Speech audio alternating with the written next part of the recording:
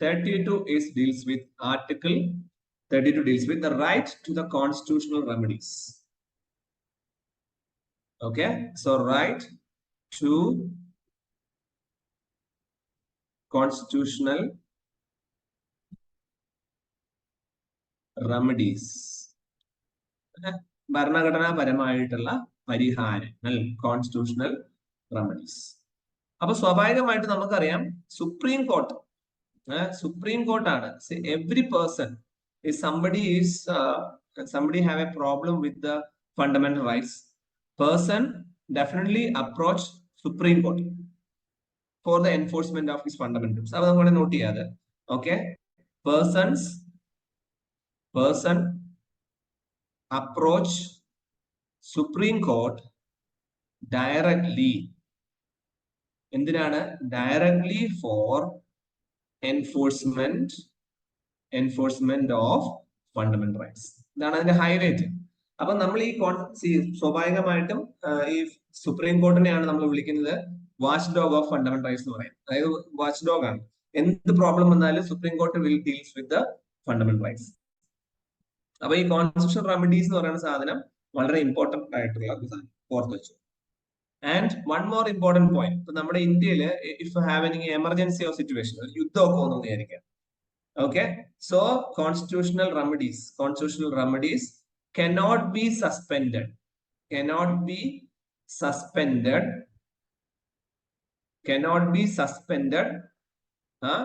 during emergency like war,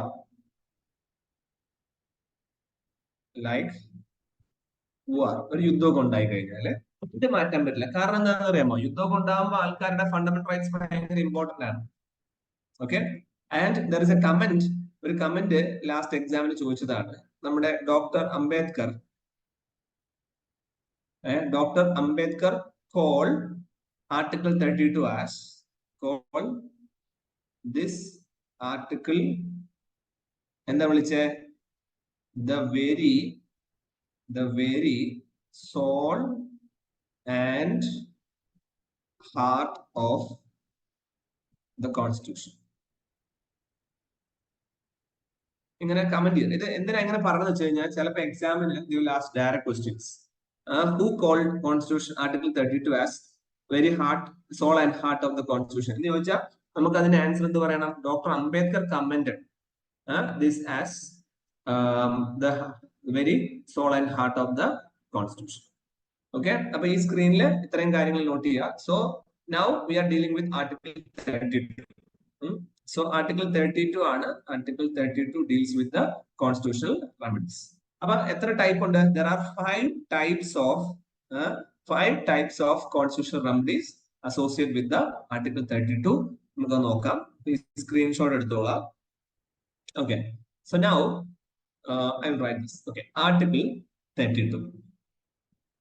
എന്താ article 32? Article 32 constitutional remedies. എത്ര type ഉണ്ട്? 5 type. First one we know, കുറെ കേട്ടിട്ടുണ്ടാവും നിങ്ങൾ, habeas corpus. Okay, habeas corpus. Okay, and the second one is about mandamus. Okay, mandamus. And the third one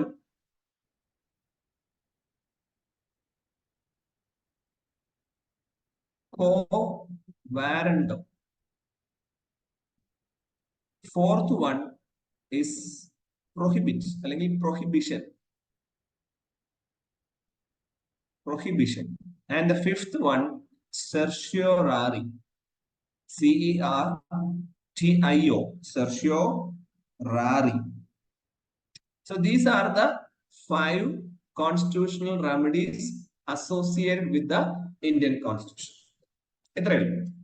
അപ്പൊ ഇതിലെ first one എന്താ? First one is habeas corpus.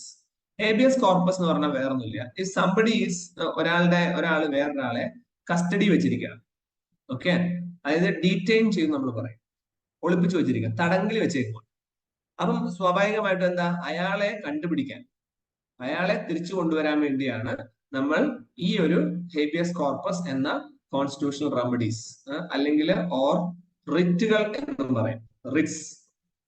Okay, writs. So habeas corpus is a constitutional remedy or a writ issued under Article 32 of the Indian Constitution. Now, habeas corpus meaning? It means to produce the body. Produce the body. Body of. That's the meaning. അപ്പോൾ സ്വാഭാവികമായിട്ടും എന്താണ്, ഞാൻ ഒരാളെ പിടിച്ച് arrest ചെയ്തേക്കുവാണ്, അല്ലെങ്കിൽ ഒരാളെ വീട്ടിൽ ഞാൻ പൂട്ടിയിട്ടു. ഓക്കെ, എ എന്ന് പറയുന്ന ആള് ബി എന്ന് പറയുന്ന ആളെ പൂട്ടിയിട്ടു.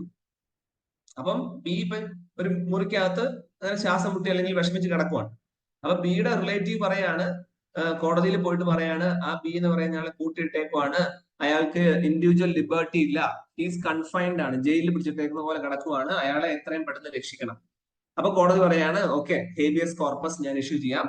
അപ്പം ഹേബിയസ് കോർപ്പസ് ഇഷ്യൂ ചെയ്ത് കഴിഞ്ഞാൽ എന്താ, കോടതി നേരെ ആ നിയർ ബൈ പോലീസ് അതോറിറ്റിയോട് പറയും, ആ വ്യക്തിയെ ആ മുറിയിൽ നിന്ന് രക്ഷിച്ച് കോടതിയുടെ മുന്നിൽ കൊണ്ടുപോകാം, എന്നിട്ട് നമുക്ക് ബാക്കിയുള്ള കാര്യങ്ങൾ കോടതി വെച്ച് തീരുമാനിക്കാം. ഇതാണ് ഹേബിയസ് കോർപ്പസ് എന്ന് പറയുന്നത്. ഇനി അടുത്തത് രണ്ടാമത്തെ പോയിന്റ് എന്ന് വെച്ചാല് ടു കമാൻഡ് ആണ്. മാൻഡാമസ്. മാൻഡാമസിന്റെ മീനിങ് എന്താ? A command. ഓക്കെ, അപ്പൊ എ കമാൻഡ് എന്ന് പറഞ്ഞാൽ വേറൊന്നുമില്ല. സോ നമ്മൾ കമാൻഡ് ചെയ്യുന്നത് to perform his duty. Okay, അത് എവിടെയായിരിക്കണം? In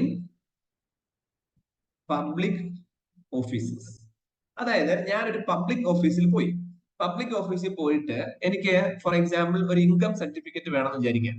so I need an income certificate. So I talk with the government office somewhere near in Kerala and they are not giving me the documents. കുറെ കാലമായിട്ട് ഞാൻ ഇങ്ങനെ പൊക്കോണ്ടിരിക്കുകയാണ്. അപ്പൊ എനിക്ക് document, ആ ഒരു ഇൻകം സർട്ടിഫിക്കറ്റ് കിട്ടിയേ പറ്റുള്ളൂ. അപ്പൊ സ്വാഭാവികമായിട്ടും എന്താ, ആ public officer is not giving me. അപ്പൊ ഞാൻ കോടതിയിൽ പോയിട്ട് പറയാണ്, എനിക്ക് ഇങ്ങനെ ഡോക്യുമെന്റ് കിട്ടുന്നില്ല, എന്നെ ഹെൽപ്പ് ചെയ്യണം. ഡോക്യുമെന്റ് എനിക്ക് തരിക എന്നുള്ളത് എന്താണ്? ഒരു ഫണ്ടമെന്റൽ റൈറ്റ് അല്ലേ? അപ്പൊ കോടതി, court will issue mandamus. Mandamus എന്താണ്? The court will command. ആ കോടതി ആ പബ്ലിക് ഓഫീസറോട് പറയും to perform his duty, and after performing his duty produce the document to that person. ഇതാണ് mandamus എന്ന് പറയുന്നത്. So article 32 we discuss about first most important constitutional remedy or writ, that is habeas corpus, and the second one is mandamus. ഇനി നമുക്ക് third one നോക്കാം, കോ വാരണ്ടോ. ഈ തേർഡും ഫോർത്തും ഫിഫ്ത്തും പഠിക്കാൻ എളുപ്പത്തിന് വേണ്ടി ഞാൻ അങ്ങനെ ഒരേ ലൈനിൽ എഴുതിയേക്കണം. അതെങ്ങനെയാ നോക്കാം. ഓക്കെ, ഇത് ഒരുമിച്ച് പഠിച്ചാൽ മതി, അപ്പൊ എളുപ്പത്തിൽ നമുക്ക് മനസ്സിലാക്കാം. അപ്പൊ quo warranto means simple. Quo warranto, we are asking the authority what is your authority. ഇതാണ് കോ വാരണ്ടോ ഉദ്ദേശിക്കുന്നത്. അതായത് ഫോർ എക്സാമ്പിൾ ഒരു കോർട്ട്, ഇപ്പം തൃശ്ശൂർ അല്ലെങ്കിൽ കേരളത്തിലെ തൃശ്ശൂർ എന്നൊരു സ്ഥലത്ത് ഒരു കോർട്ടുണ്ട്, ഒരു കോടതി ഉണ്ട്. ഓക്കെ, അപ്പൊ കേരളത്തിൽ തന്നെ കൊച്ചിയില് അല്ലെങ്കിൽ എറണാകുളത്ത് ഹൈക്കോടതി ഉണ്ട്. അപ്പൊ ഹൈക്കോടതി ഡീൽ ചെയ്യേണ്ട ഒരു കേസ്, ഹൈക്കോടതി ഡീൽ ചെയ്യേണ്ട ഒരു കേസ്, അതിലും താഴെ അത്രയും സൈസ് ഇല്ലാത്ത തൃശ്ശൂരുള്ള ഡിസ്ട്രിക്ട് കോർട്ട്, മറ്റേത് സ്റ്റേറ്റിന് വേണ്ടിയുള്ള ഹൈക്കോർട്ടാണ്. അപ്പൊ ഹൈക്കോർട്ടിന്റെ അധികാരത്തിൽ വരുന്ന ഒരു കേസ് ഡിസ്ട്രിക്ട് കോർട്ട് എടുത്തു. അവർ ചോദിച്ചു, അവർക്ക് അറിയത്തില്ലായിരുന്നു, അങ്ങനെ എടുത്തു. അപ്പൊ അവർക്ക് അതിനുള്ള അതോറിറ്റി ഉണ്ടോ? ഇല്ല. അപ്പൊ അതോറിറ്റി ഇല്ലാത്ത ഒരു കാര്യം ചെയ്യാൻ വേണ്ടി ഏതെങ്കിലും കോടതികൾ, ഒരു ഇൻഫീരിയർ കോർട്ട് ശ്രമിക്കുവാണെങ്കിൽ definitely the superior court will ask what is your authority. അങ്ങനെ എന്താണ് അവരുടെ അതോറിറ്റി എന്ന് ചോദിക്കുന്നതിനാണ് നമ്മൾ എന്ത് പറയാ, quo warranto. Okay, so after asking what is your authority, എന്താ പിന്നെ ചെയ്യാൻ പോകുന്നത്? We will, the higher court will prohibit the lower court. Okay, അപ്പം high court or Supreme Court will forbidding, അതായത് സ്റ്റോപ്പ് ചെയ്യാം. Okay, forbidding to continue the proceedings. അപ്പൊ ആ case ആദ്യം നമ്മൾ ചെയ്യും, കോ വാരണ്ടോയിൽ നമ്മൾ പറയും നിനക്ക് എന്ത് റൈറ്റ്സ് ഉണ്ട്, what is your authority to handle the case. അപ്പൊ there is no authority prove ആയാലോ, after prove that they don't have the authority to continue with the proceedings, then we will issue the prohibition. Prohibition means what? Prohibition means to forbid. Forbid എന്ന് പറഞ്ഞാൽ എന്താണ്? To stop. ഇനി stop ചെയ്ത് കഴിഞ്ഞാലോ? Stop ചെയ്ത് കഴിഞ്ഞാൽ പിന്നെ അടുത്തതാണ് that is certiorari. Certiorari എന്ന് പറഞ്ഞാൽ to transfer. ഓക്കെ, അപ്പൊ സ്വാഭാവികമായിട്ട് അതിന്റെ മീനിങ് എന്താണ്? Higher court okay will take that from lower court. അപ്പൊ അതുകൊണ്ട് തന്നെയാണ് ഞാൻ ഇതിനെ വേറെ ഓർഡറിൽ എഴുതിയത്. അപ്പം ആദ്യം നിങ്ങൾ എന്താ ഓർത്ത് വെക്കേണ്ടത്? കോമാരണ്ടം. കോമാരണ്ടം എന്ന് പറഞ്ഞാൽ എന്താണ്? What is your authority? അപ്പം we are asking what is your authority. അപ്പൊ ലോവർ കോർട്ട് പറയാണ് I don't have authority, it was a mistake. So they will accept it. After acceptance the higher court will say to the lower court now stop the proceedings and stop it. So we will have the prohibition. After prohibition, the higher court will say to the lower court, transfer that case to me, I will take care of it. അതാണ് certiorari. അപ്പം ആദ്യം കോവാരണ്ടോ ഉണ്ടാവണം, അതിനുശേഷം prohibition ഉണ്ടാവണം, അതിനുശേഷം certiorari ഉണ്ടാവണം. അപ്പം there are 5 fundamental constitutional remedies are there, or the constitutional writs are there. First one is habeas corpus. Second one is mandamus. Third one is quo warranto. Fourth one is prohibition. And the fifth one is certiorari. Okay? ഇത്രയും കാര്യങ്ങൾ ഓർത്തു വെച്ചു. Okay, certiorariയുടെ meaning കൂടെ വേണമെങ്കിൽ നമുക്ക് എഴുതി വെക്കാം. That is to be certified. To be certified. To be certified എന്ന് പറഞ്ഞു കഴിഞ്ഞാൽ we will take care of it എന്നാണ്. ഞങ്ങൾ അത് സർട്ടിഫൈ ചെയ്തോളാം എന്നാണ് ഉദ്ദേശിച്ചത്. അപ്പൊ ഇത്രയും കാര്യങ്ങൾ നന്നായിട്ട് നമ്മൾ ഓർത്തു വെച്ചു. ഓക്കെ, അപ്പൊ ഞാൻ ഈ പറഞ്ഞ 5 റിറ്റുകളും ക്ലിയർ അല്ലേ? അഭിഷ, ഐശ്വര്യ, അക്ഷത, നിരഞ്ജന, ഗുഡ്. സോ എന്തെങ്കിലും സംശയങ്ങൾ ഇടയ്ക്ക് തോന്നുവാണെങ്കിൽ നിങ്ങൾക്ക് എന്നോട് ചോദിക്കാം കേട്ടോ, അൺമ്യൂട്ട് ചെയ്ത് ചോദിച്ചാൽ. സോ ഞാനിപ്പോ സ്ക്രീൻ ക്ലിയർ ചെയ്യുവാണ്. So move on. നെക്സ്റ്റ്, അപ്പോ ഒരു ചെറിയ പോയിന്റ് കൂടെ എക്സ്ട്രാ ആയിട്ട് നമുക്ക് ഓർത്ത് വെക്കാം. ആർട്ടിക്കിൾ, ഇതിവിടെ അഡീഷണൽ പോയിന്റ് ആണ്. Article 32 gives power to Supreme Court. Okay, 32 gives power to Supreme Court to issue writs. പറഞ്ഞോട് ഓർത്ത് നോക്കണം. Article 226 gives power to High Court to issue writs. ഈ 2 കാര്യങ്ങൾ. അപ്പൊ ശരിക്കും പറഞ്ഞാല് ലോവർ കോർട്ടുകൾക്കൊന്നും, ചെറിയ കോടതികൾക്കൊന്നും they don't give rights to issue writs. അപ്പൊ constitutional remedies can be provided by either Supreme Court or by the High Court. 2 പേർക്കേ പറ്റും. If we are giving a writ file or writ petition, writ complaint to the High Court, then it will be under Article 226. If we are giving writ petition in Supreme Court, then it will be under Article 32. ഇതാണ് അതിന്റെ points. Okay, ഇതൂടെ just ഒന്ന് ഓർത്തു വെക്കേണ്ടത്. ഇനി last ആയിട്ട് ഇതുമായിട്ട് associate ചെയ്തിട്ട് ഒരു ചെറിയ കാര്യങ്ങളുണ്ട്. ഞാൻ സ്ക്രീൻ ക്ലിയർ ചെയ്യുകയാണ്, നോട്ട് ചെയ്യണം. Okay, last is PIL, that is public interest litigation. Public interest litigation മലയാളത്തിൽ പറഞ്ഞു കഴിഞ്ഞാല് പൊതു താല്പര്യ ഹർജി.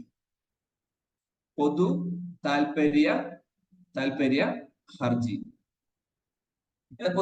ഹർജി, പബ്ലിക് ഇൻട്രസ്റ്റ് ലിറ്റിഗേഷൻ. അപ്പൊ ഇത് എന്ത് തന്നെയാണ്? Public interest litigation is also എന്ത് തന്നെയാണ്? We are having to secure the fundamental rights of a person. അപ്പൊ ഇവിടെ പ്രത്യേകത വെച്ചാൽ ആർക്ക് വേണമെങ്കിലും കൊടുക്കാന്നുള്ളൂ. PIL can be given by anyone. ആർക്ക്? അതുകൊണ്ടാണ് പബ്ലിക് എന്ന് പറഞ്ഞത്. പബ്ലിക്കിന്റെ ഇൻട്രസ്റ്റുകളെ നോക്കിയിട്ട് ആർക്ക് വേണമെങ്കിലും അത് ചോദിക്കാം. The concept of this PIL അല്ലെങ്കിൽ public interest concept was borrowed from USA. So last class, in the last exam, they asked about this. അതുകൊണ്ട് ഞാനിത് ഇവിടെ മെൻഷൻ ചെയ്തതാണ്. സോ PIL എന്ന് പറഞ്ഞു കഴിഞ്ഞാൽ എന്താ? Public interest litigation. Okay, so public interest litigation എന്ന് പറഞ്ഞാൽ എന്താ? Anyone can give a application or a public spirited person. അങ്ങനെ any public spirited person can go to court. എന്തിനാണ്? For redressal. റിഡ്രസൽ എന്ന് പറഞ്ഞാൽ എന്താ? പരിഹാരം, സൊല്യൂഷൻ. എന്തിന്? Redressal of breach of fundamental rights. അപ്പൊ അങ്ങനെ ഒരു സൗകര്യം, അങ്ങനെ ഒരു എളുപ്പത്തിൽ തന്നെ നമുക്ക് ഇങ്ങനെ കാര്യങ്ങൾ കൊടുക്കുന്നതിനെയാണ് we are saying that the PIL. അപ്പൊ in India also anybody can give the public interest litigation, they can file, and the concept of this PIL was borrowed from USA. ഇത്രയും പോയിന്റ്സ് കൂടെ നമ്മൾ ഓക്കെ. സോ ഇത്രയാണ് എനിക്ക് ഇന്ന് discuss ചെയ്യാനുള്ളത്. So after this session we discuss about article. നോക്കിക്കോണേ എത്ര articles കഴിഞ്ഞ ക്ലാസ്സിൽ നമ്മൾ ഡിസ്കസ് ചെയ്തത്. So this comes under fundamental rights part 3ലാണ്.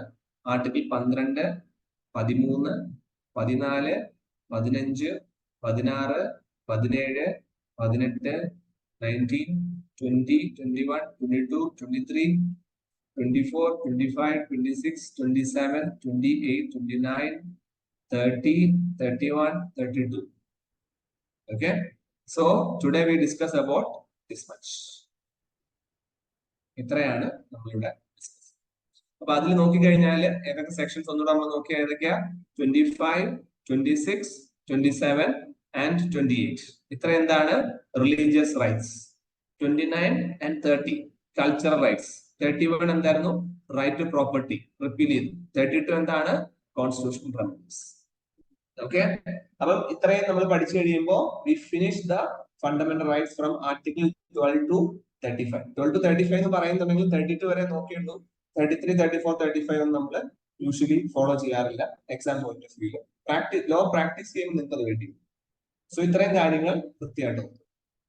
Okay. So മൊത്തത്തിലെ ക്ലാസ് ഞാൻ ബ്രീഫ് ചെയ്ത് കഴിഞ്ഞാൽ fundamental rights, fundamental duties and DPS. അപ്പം നെക്സ്റ്റ് ക്ലാസ്സിൽ ഞാൻ ഡിസ്കസ് ചെയ്യാൻ പോകുന്നത് അബൌട്ട് ദ സിറ്റിസൺഷിപ്പ് ആയിരിക്കും. സിറ്റിസൺഷിപ്പിനെ കുറിച്ചാണ് that we will discuss in the next class.